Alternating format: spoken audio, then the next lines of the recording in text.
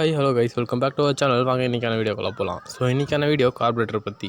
Carburettor அப்படின்றது fuel and air மிக்சரை கரெக்டான ரேஷியோவில் இன்ஜின்குள்ளே அமுச்சு விட்றது தான் இதோட வேலை. இது ஒரு மெக்கானிக்கல் டிவைஸ் அப்படின்றனால எந்த ஒரு எலக்ட்ரானிக்குமே இதுக்கு தேவையில்லை. ஸோ இது எப்படி வேலை செய்யுது அப்படின்னு சொல்லி ஃபஸ்ட்டு பார்த்துடலாம். இந்த இடத்துல பார்த்திங்கன்னா யூகால் மிக்யூனின்னு போட்டிருக்கு. ஸோ இது வந்து இந்த கார்பரேட்டரோட பிராண்டு. நெக்ஸ்ட்டு இந்த கேப் கொள்ளுவோம். இந்த கேப்புக்குள்ளே தான் த்ராட்டில் கேபிள் மாட்டுவோம். அதாவது ஆக்சிலேட்டர் கேபிளை இந்த இதுக்குள்ளே தான் மாட்டுவோம். நம்ம த்ராட்டில் கொடுக்கும்போது மேலே ஒரு வால்வ், த்ராட்டில் க்ளோஸ் பண்ணும்போது அந்த வால்வ் வந்து அதோட பொசிஷனுக்கு போகணும் அப்படின்றதுக்காண்டி தான் அந்த ஸ்ப்ரிங்கு. ஸோ உள்ளே இருக்க அந்த வால்வ் எடுத்துக்கலாம்.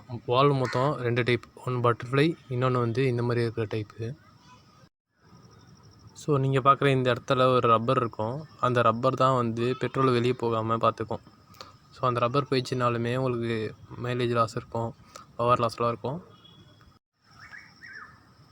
இப்போ கையில் வச்சுருக்கிறது பார்த்திங்கன்னா த்ராட்டில் வால்வு. ஸோ இது எப்படி இருக்குதோ அதுக்கேற்ற மாதிரி தான் வண்டியோட ஆர்பிஎம் இருக்கும். நெக்ஸ்ட்டு கையில் இருக்கிறது வந்து நீடில், ஜெட் நீடில்னுவாங்க. இப்போ த்ராட்டில் வால்வு சும்மா வெறும் விரலில் மாட்டி வச்சுருக்கேன். ஸோ அது இப்போ க்ளோஸில் இருக்குது. ஓப்பன் பண்ண த்ராட்டில் வந்து ஃபுல்லாகவே ஓப்பன் ஆகிடுச்சு. இப்போ வந்து அதிகமான ஆர்பிஎம்மில் போகும். க்ளோஸ் பண்ணுறோன்னா ஆர்பிஎம் ஃபுல்லாக இறங்கிடும். ஸோ ஃபுல் ஓப்பனில் இருக்கும்போது என்ன ஆகும் அப்படின்னு கேட்டிங்கன்னா, உள்ளே வந்து ஒரு மெயின் ஜெட் இருக்கும். அது வழியாக வந்து ஃபியூலும் வந்து மேலே வந்து இன்ஜின் உள்ளே போகும். ஸோ இப்படி தான் த்ராட்டில் பாடி வந்து வேலை செய்யுது. நெக்ஸ்ட் இது இருக்குல்ல, இது வந்து ஏர் இன்டேக். இது வந்து எதோடனா மேனிஃபோல்டோட கனெக்ட் ஆகிருக்கும். ஸோ இந்த மேனிஃபோல்டு வந்து எதோட கனெக்ட் ஆகிருக்கும்னா ஏர் பாக்ஸோட கனெக்ட் ஆகிருக்கும். இன்டேக் பாத்தில் வந்து 3 ஹோல்ஸ் தெரியுது பாருங்கள். 3 ஹோல்ஸுமே வந்துட்டு ஒவ்வொரு பாத்துக்கு போகும். ஒன்று சோக்குக்கு, இன்னொன்று மெயின் ஜெட்டுக்கு, இன்னொன்று வந்து பைலட் ஜெட்டுக்கு போகும். ஏன் போகுதுன்னா, அங்கே போய் ஒரு ப்ரெஷர் க்ரியேட் பண்ணிச்சுன்னா தான் அங்கே கீழே இருக்க ஃபியூல் வந்து மேலே வந்து இன்ஜின் உள்ள வர முடியும். இந்த பக்கத்தை இன்ஜினோட கனெக்ட் பண்ணியிருப்பாங்க. இந்த பக்கத்தை வச்சு தான் கார்பரேட்டர் சைஸ் சொல்லுவாங்க.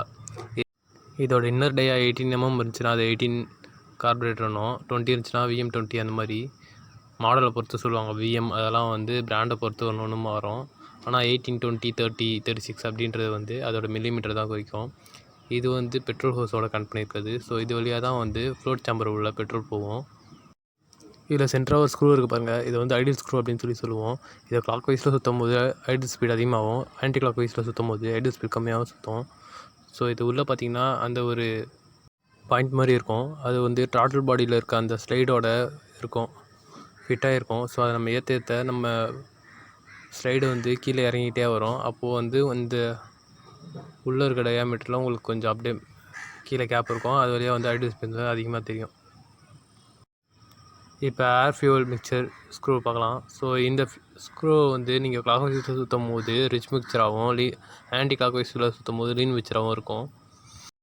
லெஃப்ட் சைடில் சுற்றும் போது கம்மியான ஃபியூலும் அதிகமான ஏரும் போகும். இதே நீங்கள் ரைட் சைடில் சுற்றும் போது அதிகமான ஃபியூல் போகும், கம்மியான காற்று தான் போகும். 1 கிராம் ஃபியூலுக்கு 14.7 கிராம் ஏர் போனால் தான் அது கரெக்டான மிக்சர்.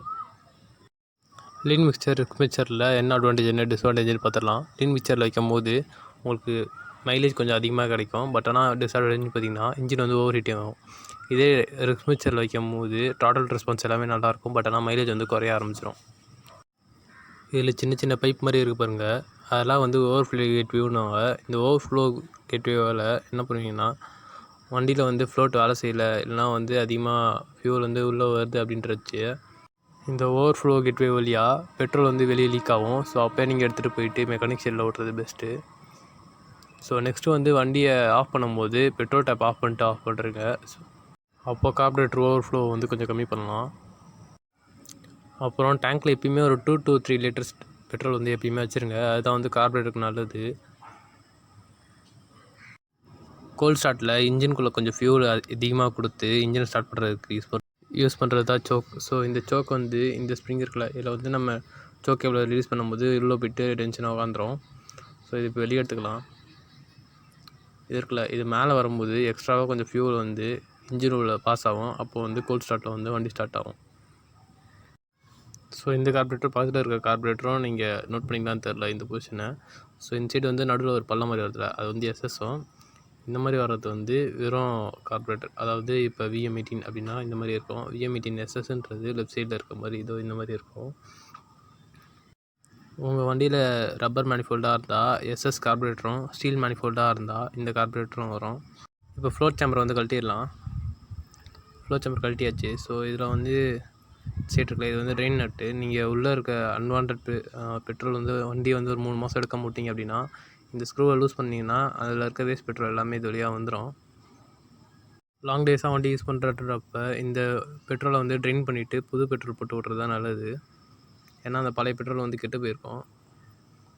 அப்புறம் இதிலலாம் பார்த்தீங்கன்னா ஒரு சின்ன சின்ன கேப்ஸ்லாம் இருக்குது. ஸோ இந்த எல்லா கேப்புமே முக்கியம் தான். இதில் ஒரு கேப் அடைச்சிருந்தா கூட வண்டி ஸ்டார்ட் ஆகாது. அரல்ஸ் வந்து ட்ரபிள் ஆகி போகும், அடைச்சடிச்சு போகும், ஜோக்கிங் இஷ்யூ இருக்கும். ஸோ இது வந்து கார்பரேட்டர் க்ளீன் பண்ணும்போது அதை க்ளீன் பண்ணிடுங்க. இதற்குள்ள இது வந்து பிராஸில் செஞ்சுருக்காங்க. இதுதான் வந்து அந்த ஃப்ளோட்டு. இப்போ ஃப்ளோட் கீழே இருந்துச்சு அப்படின்னா பெட்ரோல் இல்லை அப்படின்னு சொல்லி ஃப்ளோட் வால்வ் வந்து பெட்ரோலை கீழே விடும். இதே இந்த மாதிரி மேலே போய் இருந்துச்சு அப்படின்னா ஃப்ளோட் வால்வ் வந்து க்ளோஸ் ஆயிரும். அப்புறம் பெட்ரோல் வந்து மேலே இருந்து கீழே வராது. வெளியே ஒரு ஸ்க்ரூ மாதிரி தெரியுதுல, இது வந்து மெயின் ஜெட்டு. பக்கத்தில் ஒரு ஹோல்ஸ் மாதிரி இருக்குல்ல, அது உள்ள ஒரு ஸ்க்ரூ இருக்கும், அது வந்து பைலட் ஜெட்டு. நீங்கள் மெயின் ஜெட் சைஸை இன்க்ரீஸ் பண்ணும்போது உங்களோட இன்ஜின் உள்ள அதிகமான ஃபியூல் வந்து சீக்கிரமே உள்ளே போகும். இதே நீங்கள் டிக்ரீஸ் பண்ணிங்கன்னா இதோட ஃபியூல் வந்து கொஞ்சம் கம்மியாக போகும். இது ரொம்ப பார்த்தீங்கன்னா ஒரு ஒயர் போகிற அளவு தான் வந்து இதில் இருக்க கேப்பே இருக்கும். இன்னும் அப்கமிங்கில் உங்களுக்காண்டி நிறைய வீடியோ இருக்குது. நம்ம சேனலை சப்ஸ்கிரைப் பண்ணி வச்சுக்கோங்க.